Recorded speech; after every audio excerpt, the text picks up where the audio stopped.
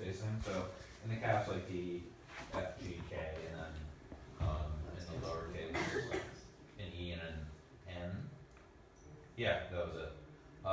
And then they said no. And Boo. I was fine with it. So this is like, I was like, okay, that's fine. I'll kind of put it in my back pocket and save it. And so right now it's very minimal. So actually maybe that's a kind of a good thing to get feedback on now. So I'm not like too far along. Mm. I'll make this a little bit larger.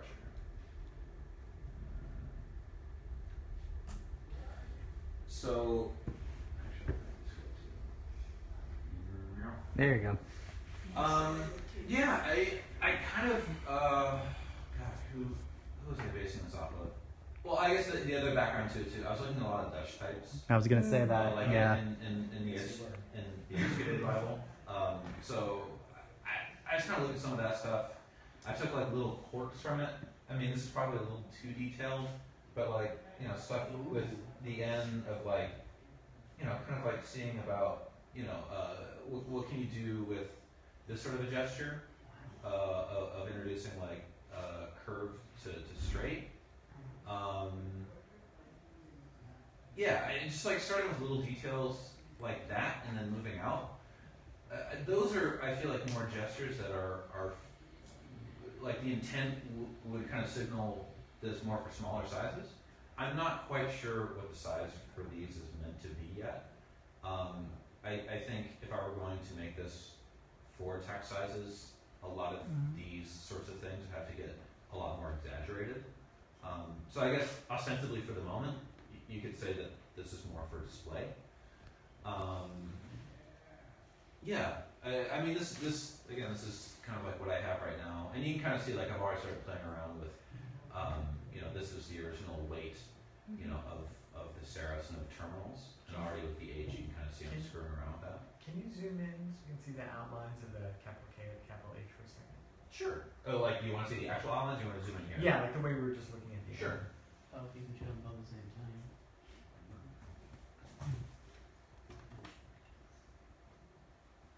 I'll make this guy larger. So, stupid question. Is there a Roman? No, I started with Italic. Alright. I started there. I drew the Roman in the background here, just to get a sense. I figured it would be better now that I'm starting this as a separate project to actually start with the Roman, and then I can start slanting and see where I can play around. So, but no Roman exists, which I actually I thought was a nice little challenge. So like, just draw the Italic from scratch without the Roman and see what would happen. It's kind of the harder way around, but I thought it could be interesting. So I like the snap of what you were doing with that lowercase letter, where that makes it like the curve and the switch to the angular. I was curious to see the details of this because there didn't seem like there was any indication of that starting to happen in like just the regular structure of the caps. I guess the caps will always be a little bit more straightforward, Yeah. but it's just a thing to think about as you're building up the alphabet. Like, where do those moments make sense? Right. So that the lowercase and the caps. Sure. I mean, I think maybe not How does necessarily. that work? Like, that's the hardest thing. Well, maybe I take Dan's. into capitals. Yeah. Without I think I take Dan's point really well though, because Like I think like the tail of the K. Is exactly. Yeah. Right. But even with like,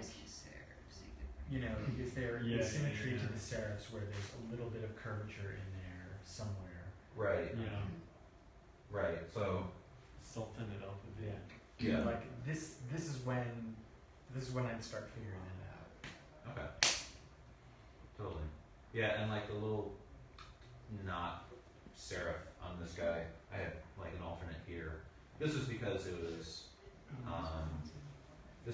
it was next to a D, an uppercase D. Yeah. So it's kind of a space saving thing. It doesn't really quite work out of context, which is Wait, what? Whoa! It got drunk. I got too much wine. This is intermediate stuff. No Roman, but it's got It's not italic coming and out. italic. It is Row like, italics. That's because it was just, like I said, like out of context of Yeah. what is originally designed Like for. the So- bottom counter, I guess, needs to feel maybe a little bigger. Yeah, no, totally. I think for here, I don't disagree with that at all. I just haven't touched this one. So, like... I do admire your boldness in showing us this. So, You know, I mean, in the context of where this was, because it was meant to be like you kind of look at... nice pun, by the way. Hmm? I appreciate the pun. Boldness. Right, so Yep. like... Well, it took people a second to catch that. The spacing's already fucked, but you kind of see like this is what it was meant to be, so it's like kind of looking at this negative space and this negative space. I'm not making excuses, but I'm making excuses. Okay. And that upper slanted string in K is super heavy. Yeah, I know. Hmm. Yeah. Like I said, this is rejected. Can I see N's and O's next to each other? Lowercase. Lower. Yeah, lowercase, please. There's Yeah. no upper N, I believe. Yeah. I don't remember. Probably N and E, I guess.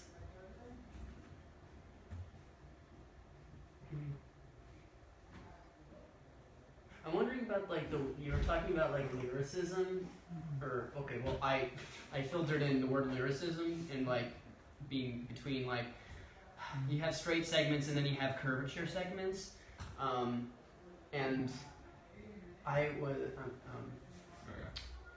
yeah. No, I think it's a nice gesture, like how you are having very curved segments that break suddenly into straight segments, because that's really trendy and interesting, and I like that. I was wondering, would it be too much? Jeez, what do? Would it be too much to put that into the O?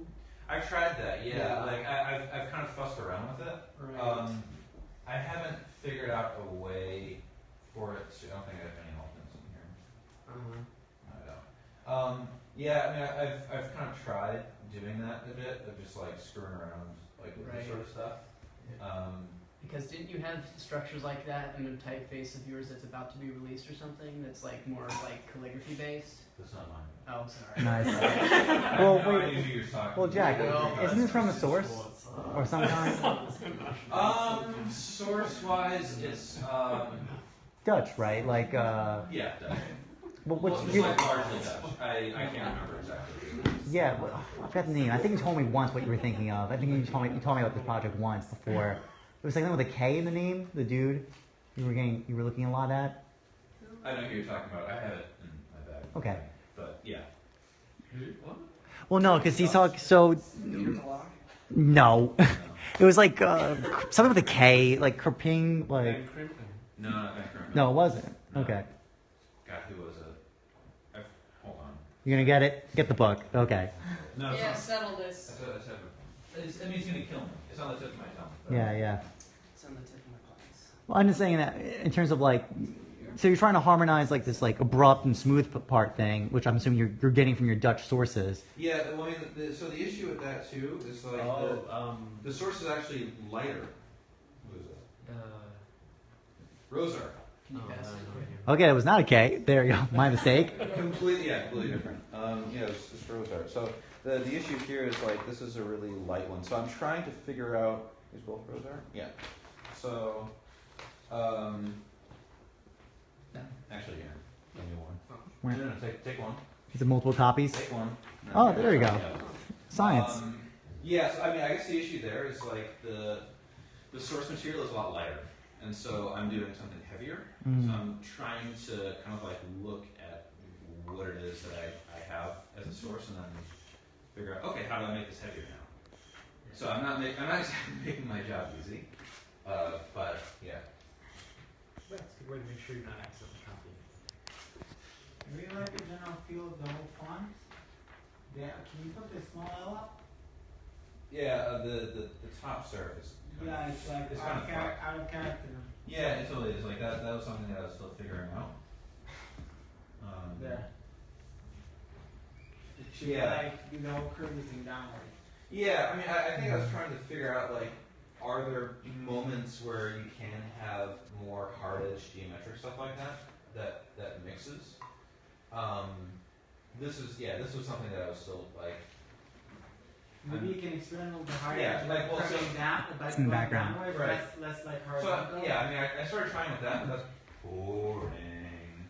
So that's why I was not a big fan of it. I mean, You can get away with a mix of the curving and strokes and the wedges, but I think we're saying like the wedge is sort of poking up too high. Right. Yeah. Also from the source, I mean, those serifs are real bulbous shapey kind of. They are, yeah. I mean, a little odd. Yeah, like I think probably a contemporary that might be analogous would be like freight. Kind of looking at the italics of freight. Mm. Again, not wanting to look too closely at other stuff, like kind of look at an idea, but not necessarily look too hard. Yeah. I totally agree, and there hasn't been enough. I've been just trying to build out the controls Yeah. at this point, and I haven't really gotten to like figuring out like the sort of terminal stuff at the moment.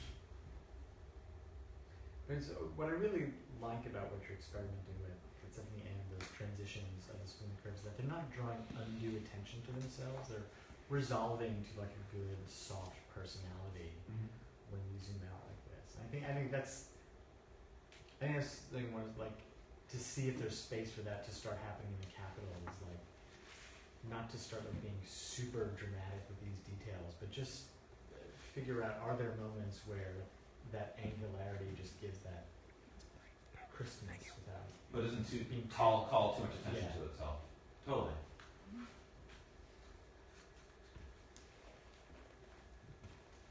Is there anything else you were struggling with or thinking about? It's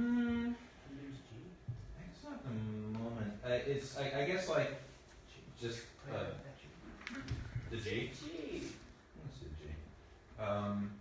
This is from the older one. So the contrast, like the contrast has changed, so the thins have gotten thinner. Mm. This was meant to kind of is a logo type, so it's meant to be an all rounder.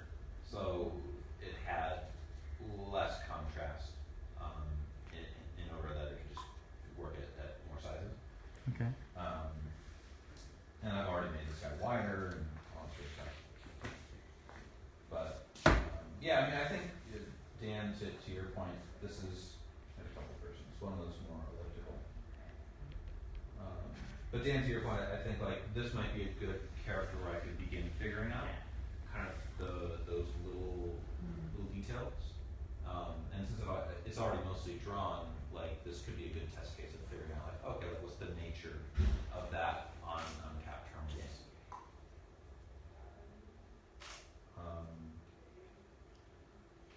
That's all I got. I mean, I guess I'm sure DF is not that exciting. It's an F. Yeah, I just want to point out like that source again you showed the was it Rosart? Rosa, yeah. Yeah, dude, that E was absurd. Yeah, these crazy. Yeah, it's kind of wild.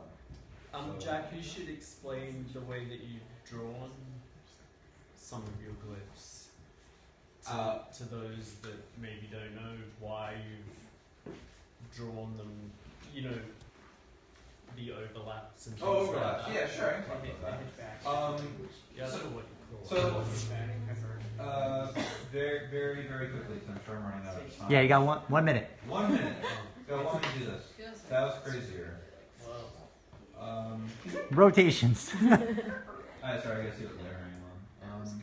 Sure. Yeah. So, the advantage of drawing with overlaps like this is actually it's perfect. So if you have something like this, right, where this connection is already made, it's very difficult. Like if I want to, change the nature of, say, I want to make this upstroke thinner, right? Then I have to like do this, but now the nature here has changed, right? So now I have to like go back and actually like fuck with it and kind of figure out like, okay, I gotta do that now. The advantage to overlaps for those that don't know about these guys yet is I can like this point here is controlling down, right? So now if I want to control the nature of the downstroke and I want to make it thinner, for instance, right? Like if I grab this, I can control this part here without affecting this part, right? Because they're separate points. And like it gives me, more kind of finer tune over like, how do I want to, what's the nature of the connection? So it just kind of gives you more finer, it gives you finer control. And the way that you do these guys is pretty simple, right? So instead of connecting it like this and going back down, you go up and then over, and then you draw a straight line segment, and then you can go boom, and then go back down. This guy right here is, I don't know how many of you guys know Greg, but this is something of his that I saw. Shout out to Greg. Yeah, so it's something of his that I saw. I'm sure he'd give me shit for like giving away a secret, but it's not really a secret. But it's kind of it's very similar, but it's kind of a way to make it like an ink trap, right? So same kind of thing. If I want to control sort of the width of this ink trap, I can grab this, right? Or if I want to bring this down more, it just gives you like finer control over things without like screwing up. You can affect one thing without screwing up the other thing. And just construction-wise, the way this guy goes, same thing. You go down, then you go up, then you do a straight segment, then you go back again. So pretty much the same thing as this, just with like 2 extra steps. But yeah, I find just in drawing in general, these guys are super helpful, not just in letters, but if you're doing like logos or anything else. Yeah. Word. Cool. And if we can help you with, you set. I think I'm good. Sweet. Thanks, Jack. Woo! Sweet.